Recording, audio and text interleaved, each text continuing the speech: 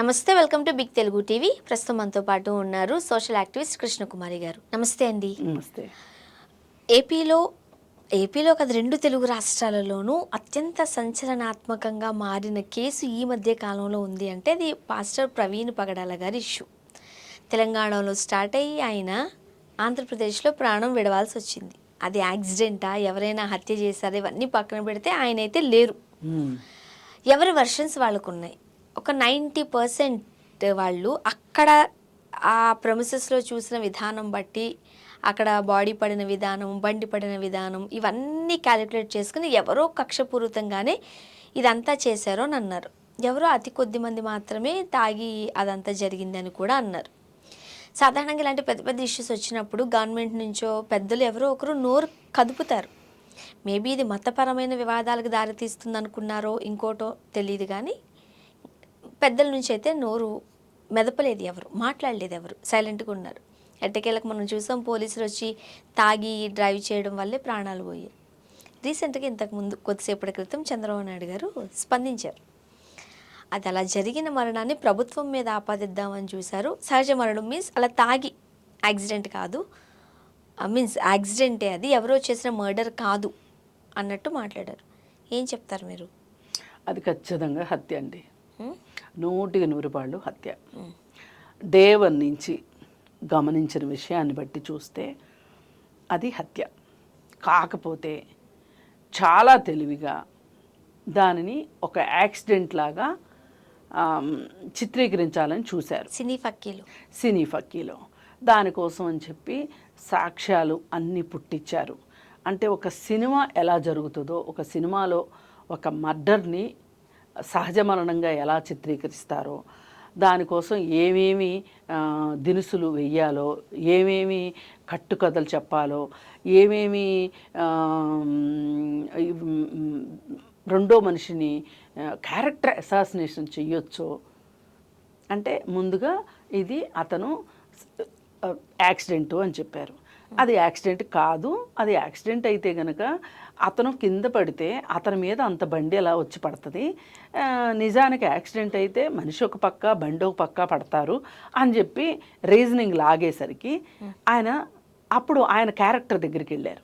ఆయన క్యారెక్టర్ ఆయన తాగి డ్రైవ్ చేశాడు అని అనగానే జనాల్లోకి ఏమొస్తుంది, అరే అసలు తాగి డ్రైవ్ చేయడం ఏంటి, ఇంత బాధ్యతారాహిత్యం ఏంటి అనేసరికి మనుషులు ఇలా ఆలోచించడం మొదలెట్టేసరికి ఇది హత్య అనే సంగతి పక్కకి మరుగున పడిపోతుంది. ఒక పాస్టర్ అంటే లేదు, అది నేను వరుసగా అదే వస్తాను, నేను క్రోనలాజికల్ ఆర్డర్లో వస్తా. ఇలా మనుషులు అనుకున్నప్పుడు ఇదే తడవుగా అది అతను తాగింది చూపించాలి. అతను ఎక్కడెక్కడ మందు కొన్నాడో చెప్పారు, అలాగే ఎక్కడెక్కడ యాక్సిడెంట్లు జరిగినాయో చూపించారు.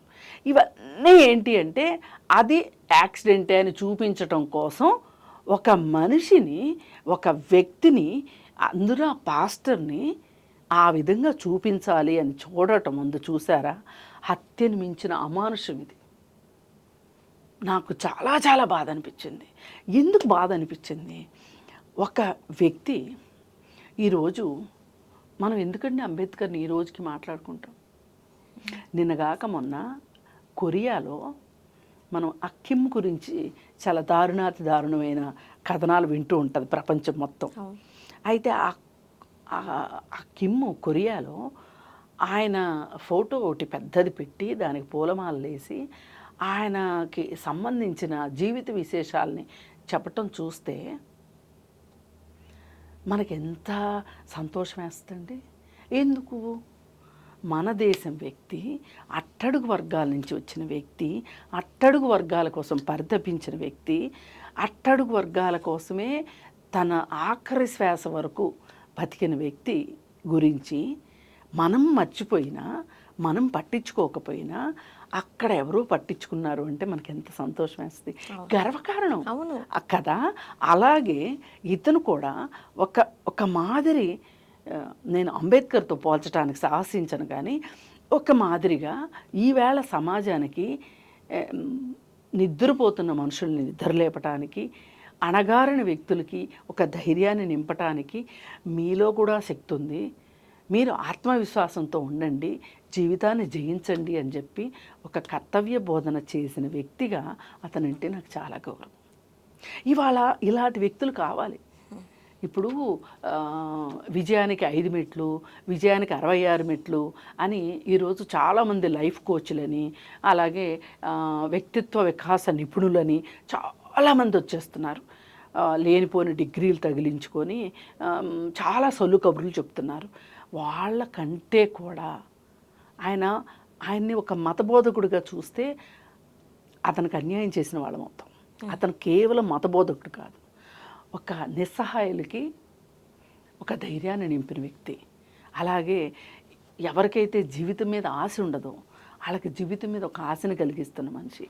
ఎవరికైతే జీవితం పట్ల సరైన దృక్పథం ఉండదో, దిశానిర్దేశం ఉండదో వాళ్ళకి దిశానిర్దేశం చేసి మీ దగ్గర ఆ శక్తి ఉంది, మీరు బతకగలరు, మీరు నిరూపించుకోగలరు మిమ్మల్ని మీరు అని కొన్ని కోట్ల మందికి చెప్పగలిగాడు అంటే అతని మాటల్ని వాళ్ళు ఎంతవరకు ఆచరించారు, ఎంతవరకు వాళ్ళ జీవితాన్ని సరిదిద్దుకున్నారు అనే సంగతి పక్కన పెట్టేసేస్తే ఆయన పని అయితే ఆయన చేశాడు. స్త్రీల గురించి మాట్లాడిన మాటలు, స్టూడెంట్స్ గురించి మాట్లాడిన స్త్రీలే కాదు, ఎలాంటి మతాలకి సంబంధం లేకుండానే మాట్లాడారు ఆయన. మతాలకు సంబంధించి కాదు, ఒక మానవ పరిణామ క్రమంలో కొంతమంది కొన్ని కులాల వాళ్ళు ఆధిపత్యంగా అయిపోవడము, కొన్ని కులాల వాళ్ళు అణగారిపోవడము, అలాగే ఈ అణగారిపోయిన వాళ్ళల్లో స్త్రీలు మరింతగా అణగారిపోయిన విషయం గురించి ఆయన చాలా గొప్పగా చెప్పాడు. ఒక స్త్రీకి భారతీయులుగా ఉన్న మనకి జాకెట్ ఇవ్వలేదు, బ్రిటిష్లో అంటే ఇక్కడ పరిపాలన చేసే కొంతమంది ఇంగ్లీష్ వాళ్ళకి జాకెట్ ఇచ్చారు అని వాళ్ళ పేర్లతో సహా ఆ హిస్టరీని ఆయన చూపించిన వీడియోస్ చూసాము. చాలా చాలా మరి నిజంగానే మన భారతదేశంలో మన భారతీయులే కదా ఆడవాళ్ళకి అప్పట్లో బ్లౌజ్ ఇవ్వలేదంట, పన్ను వేసేవారంట బ్రెస్ట్ చూసి. అవును, అదంతా ఆయన చెప్పినప్పుడు అవన్నీ నిజాలే కదా, చరిత్ర. ఇప్పుడు కేరళలో దీనికి సంబంధించిన ఉద్యమాలు జరిగినాయి.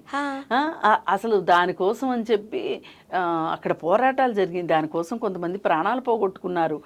అప్పుడు అవన్నీ చూసి వాళ్ళు చట్టం చేశారు. అక్కడ ఏంటి అంటే డబ్బులున్న వాళ్ళు, ఆధిపత్య కులాల వాళ్ళే జాకెట్ వేసుకోవాలి, మిగతా వాళ్ళు వేసుకోకూడదు. అలాగే మగవాళ్ళకి సంబంధించి కూడా ఒక విషయం ఉంది.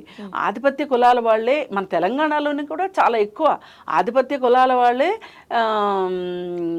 బాగా డబ్బులున్న వాళ్ళే చెప్పులు వేసుకోవాలి, వేరే వాళ్ళు చెప్పులు వేసుకోవడానికి వీల్లేదు. అంతెందుకు మనం రంగస్థలం సినిమా చూసాము, సినిమాని పక్కన పెడితే ఆ వీధిలోంచి వెళ్ళే వాళ్ళు కూడా ఏదంటారు దాని తుండు సమ్మేదు అది చంకలు పెట్టుకుని వెళ్ళాలి, జోళ్ళు వేసుకోకూడదు, అండ్ గ్లాస్ తో ఒకవేళ నీళ్ళు ఇస్తే ఆ గ్లాస్ కడిగి పెట్టాలి.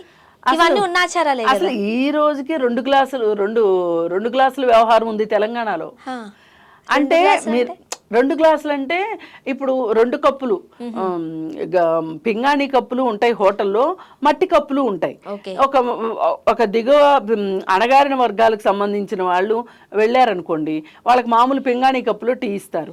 అదే డబ్బులున్న వాళ్ళు, దర్పం ఉన్న వాళ్ళు వెళ్ళారనుకోండి, వాళ్ళకి ఈ మట్టి కప్పుల్లో టీ ఇస్తారు. ఆ మట్టి కప్పులో టీ దాగానే పడేస్తారనమాట. అంటే ఒకవేళ అందరికి ఒకే కప్పులు ఉంటే గనక ఎవరైనా ఈ కింది కులాల వాళ్ళు వచ్చి టీ తాగితే ఆ టీ కప్పులో వీళ్ళు ఎక్కడ తాగాల్సి వస్తుందని వీళ్ళ బొంద. వీళ్ళకి అసలు అర్థం కావాల్సింది ఏంటంటే, ఇవాళ హైదరాబాద్లో ఒక స్టార్ హోటల్కి వెళ్ళారనుకోండి, ఒక డబ్బులున్న ఎస్సీ మనిషి వచ్చాడు అనుకోండి, ఓ డబ్బులున్న ఓసీ మనిషి వచ్చాడు అనుకోండి, ఏమండి మీరు ఓసీనా ఎస్సీనా అని ఏమైనా కప్పులు ఇస్తారా? ఎవరు కదా. అంటే అసలు మళ్ళీ మన సబ్జెక్ట్లోకి వస్తే ప్రవీణ్ పగడాల ఇప్పుడు నేను ఇందాక మాట్లాడిన విషయాలు మొత్తము అతను ఒక ఆదర్శనీయమైన వ్యక్తిగా అతను ఎంత సేవ చేశాడు ఆ జనాల కోసం, సోకాళ్ళ ఆధిపత్య కులాల కోసం కాదు, ఆ వ్యక్తులకు ఆ మనుషుల కోసం. మీరు మనుషులే అని చెప్పి వాళ్ళకి తట్టి లేపి చెప్పాడు. అలాంటి వ్యక్తిని మీరు చంపాలనుకోవడమే చాలా తప్పు. చంపిన తరువాత అది ఎక్కడ ఎవరి మెడకు చుట్టుకుంటుందోనని దానిని హత్యగా చిత్రీకరించే ప్రాసెస్లో అతను ఒక తాగుబోతుగా చిత్రీకరించడం ఇది మరింత దుర్మార్గం. అవునన్నా కాదన్నా పోలీసులు ఏదైతే ఇస్తారో ముఖ్యమంత్రి అదే మాట్లాడతారు. ముఖ్యమంత్రి కాకపోవచ్చు, ఇంకెవరో ఆధిపత్య కులాల వాళ్ళు ఆయన్ని హత్య చేయించి ఆ హత్యని రోడ్డు యాక్సిడెంట్గా చిత్రీకరిస్తే దానిని సమర్థించవలసిన అగత్యంలో చంద్రబాబు నాయుడు గారు ఉన్నారు అనేది నా గట్టి ప్రగాఢ నమ్మకం. నా నమ్మకమే కాదు, చాలామందికి ఇది. ఎందుకంటే ఇంతమందికి ఇంత చెప్పిన వ్యక్తి ఇంత బాధ్యతారహితంగా తాగి డ్రైవ్ చేస్తాడా? ఇప్పుడు మనం ఇది మతం నుంచి పక్కన పెట్టేద్దాం. తాగే అలవాటు లేదు అని మనం అనొద్దు. మేబీ తాగుతారు అనుకుందాం. అంటే ఇప్పుడు ఒక పాస్టర్ అంటే తాగకూడదు ఇలాంటి నియమ నిబంధనలు వస్తాయి కాబట్టి ఒక మనిషిగా చూద్దాం. తాగే అలవాటు ఇంత పెగ్గో ఏదో తీసుకునే అలవాటు ఉంది, తీసుకున్నారని అనుకుందాం. ఇప్పుడు మీరున్నారు ఆ స్థానంలో, నేనున్నాను ఇక్కడ. మనం ఇక్కడి నుంచి బయటికి వెళ్ళిపోయిన తర్వాత కొన్ని పనులు చేయాలనంటే మన అరే ఎక్కడన్నా ఇది తెలిస్తే అరే పలానా యాంకర్ అంటారని, అరే 10 మందికి నేను మార్గదర్శకంగా కనిపించి మాటలు చెప్తున్నాను, ఏవే ఆ మాత్రం స్పృహ లేకుండా చేస్తా. నేను అదే అనేది, ఆయనని అలాగ చిత్రీకరించిందే చంపిన దానికన్నా దుర్మార్గం అని చెప్తున్నా, అమానుషం అని చెప్తున్నాను నేను. అది సరే, టెక్నికల్ గా చూద్దాం. ఒక వ్యక్తి అన్ని సార్లు ఆగి వివిధ బ్రాండ్లు తాగి అన్ని 100 కిలోమీటర్లు డ్రైవ్ చేసుకుని వెళ్ళగలుగుతారా? అసలు కాదు. గమ్మత్తు ఏంటంటే ఎక్కడా కూడా కూర్చుని తాగింది చూపించలేదు, వెనకాల ఎక్కడో తాగారంట, హెల్మెట్ తీయలేదు, పార్కులో 3 గంటల సేపు సేద తీరింది కూడా విత్ హెల్మెటే. తాగిన తర్వాత నువ్వెవరో గుర్తుండదు, నేను ఎవరో గుర్తుండదు కదండి. అది అడ్డంగా ఉందని హెల్మెట్ అన్నా తీసి పక్కన పెడతాడు కదా. తాగక ముందే ఏదో, తాగిన తర్వాత మనకు సోయి ఉండదు కదా, ఏం చేస్తున్నావు. అప్పుడు నో నేను పాస్టర్ ప్రవీణ్ పగడాల నేను ఇంత అని అనుకునే వ్యక్తి అయితే ముందు తాగరు. తాగితే నీకు ఇవి గుర్తుండవు. ఏదైనా ఒకటండి, ఏందో మనం నవ్వుతున్నాం కానీ చాలా బాధాకరమైన విషయం. నేను అమానుషం అన్నది అందుకే. అసలు ఎంత ఈ రోజుకి తలుచుకుంటే ఇప్పుడు జరిగి 3 నెలలు అవుతుంది దగ్గర. ఒక మేధావిని కోల్పోయాం మనం. ఒక ధైర్యం లేని వ్యక్తులకి ధైర్యాన్ని ఇచ్చే వ్యక్తిని కోల్పోయాం. ఆయన చనిపోయాక కదండి తెలిసింది ఇంతమంది అనాథలను ఆయన తీసుకొచ్చి చదివించి ఆసరా ఇచ్చారు అని. కానీ అది చాలా మంది చేస్తారమ్మా.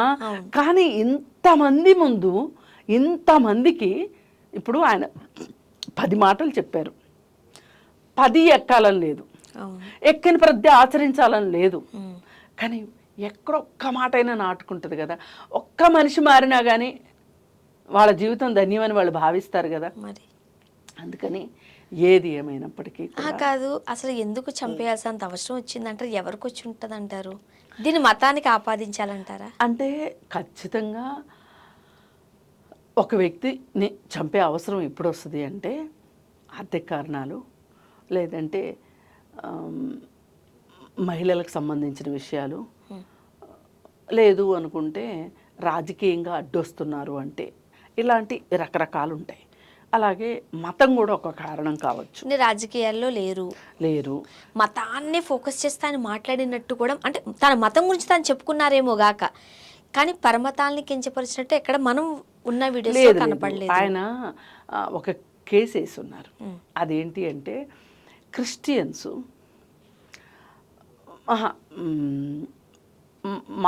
మాదిగ కులాల వాళ్ళు మతం మారితే గనక వాళ్ళకి రిజర్వేషన్స్ వర్తించవు, వాళ్ళు బీసీల కింద పరిగణించబడతారు, బీసీడీనో బీసీసీనో పరిగణించబడతారు అనే ఉద్దేశంతో ఒక చట్టం తీసుకుని వచ్చారు. ఒక చట్టం ఉంది మనకి, దానిని ఆయన ఛాలెంజ్ చేస్తూ కోర్టులో కేసేశారు. మరి ఆయన దానికి సంబంధించి ఎలా వాదించాలనుకున్నారు, ఎలా లాయర్తో మాట్లాడాలనుకున్నారు, ఆ కేసు హీరింగ్కి వచ్చే టైంకి ఆయన్ని చంపేశారు. అప్పుడు ఇంకెవరైనా ఆ కేసును టేకప్ చేయాలి అనుకుంటే మనం ఉంటామా ఓడతామా అనే ఒక భయం ఉంటుంది కదా. అది అట్లా కోల్డ్ స్టోరేజ్లో పడిపోవటం కోసమే, ఇంకెవ్వరూ కూడా ఈ మాట ఎత్తకుండా ఉండడం కోసం ఒక హెచ్చరికగా అతన్ని చంపారు అని నాకైతే అనిపిస్తుంది. ఇంత పెద్ద విషయంలో అంటే చట్టాలు అంటే ప్రభుత్వానికి లింకులు ఉంటాయి కాబట్టి ఇది ఎక్కడో పెద్దల నుంచి, కేంద్ర ప్రభుత్వ పెద్దల నుంచి వచ్చిన ఆదేశాలు అని కూడా ఒక మాట. అయ్యో చాలా మంది అనుకుంటున్నారు వాళ్ళు ఎందుకు చంపరండి. గోవింద్ పన్సారే, దబోల్కర్, అలాగే ఇంకొక ఆయన కన్నడ ఆయన ఒక ఆయన ఉన్నారు. గౌరీ ఆ, ఆవిడ గౌరీ లంకేష్ ఆవిడ, ఇంకొక కన్నడ ఆయన ఉన్నారు. ఆయన పేరుతో అసలు రైల్వే స్టేషన్ కూడా ఉంటుంది, ఒక జిల్లా పేరు ఉంది ఆయనకి. ఓకే. ఆయన ఒక 4-5 దేశంలో చంపేశారు.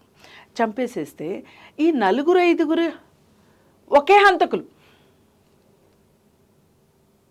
అంటే వాళ్ళు ఒక హిట్ లిస్ట్ రాసుకున్నారు. ఈ హిట్ లిస్ట్ రాసుకుని ఈ హిట్ లిస్ట్కి ఒక గ్యాంగ్కి అప్పచెప్పేశారు, కాంట్రాక్ట్ ఇచ్చేశారు. వాళ్ళు వరుసగా చంపుకుంటా వచ్చారు. ఒకళ్ళని చంపినప్పుడు కొంచెం మాట్లాడారు, ఇంకొకళ్ళని చంపినప్పుడు ఇంకొంచెం మాట్లాడారు, కానీ సీరియస్గా మాట్లాడలేదు. ఒక గౌరీ లంకేష్ విషయం వచ్చేసరికి మట్టుకు చాలా చాలా సమాజంలో ఉద్రిక్తత వచ్చింది. చాలామంది వ్యతిరేకించారు. ఆ క్షణం నుంచి ప్రకాష్ రాజు, సినిమా యాక్టర్ ప్రకాష్ రాజు కత్తి కట్టి యుద్ధం చేస్తున్నాడు. ఆ తర్వాత ఆగిపోయినాయి అనుకున్నాం, మళ్ళీ ప్రవీణ్ పగడాల జరిగింది. అంటే దీన్ని బట్టి మీరు ఎలా అనుకుంటే అలా అనుకోండి, అంతే. అంతకు మించి మనం మాట్లాడడానికి లేదు. Thank you. ఇప్పుడు ఇంకొకటి, ఈ కేసును ఛేదించలేరు అని నేనే చెప్తున్నా. ఎందుకంటే ప్రాథమిక సాక్ష్యాధారాల్ని తుడిపేసిన తర్వాత ఆయిషా మీరా కేసు ఉంది. ఆయిషా మీరా కేసు ఈ రోజుకు తేలిందా? తేలదు. మీకు తెలుసు, మనకి తెలుసు, అందరికీ తెలుసు. అక్కడ సత్యం సమాధి చేయబడింది. అలాగే ప్రవీణ్ పగడాల విషయంలో కూడా సత్యం సమాధి చేయబడింది. దానిపైన జాలి ఉన్నవాళ్ళు పువ్వులేస్తారు, ఒక క్షణం శ్రద్ధాంజలి ఘటిస్తారు. జాలి లేని వ్యక్తులు, మనం అనుకున్నది నెరవేరింది అనుకున్న మనుషులు సంతోషంగా స్టేట్మెంట్లు ఇస్తారు. అంతే. కొంతమంది కర్మ ఫలితం ఉంటుందని అంటున్నారు కాబట్టి చూడాలి. Thank you.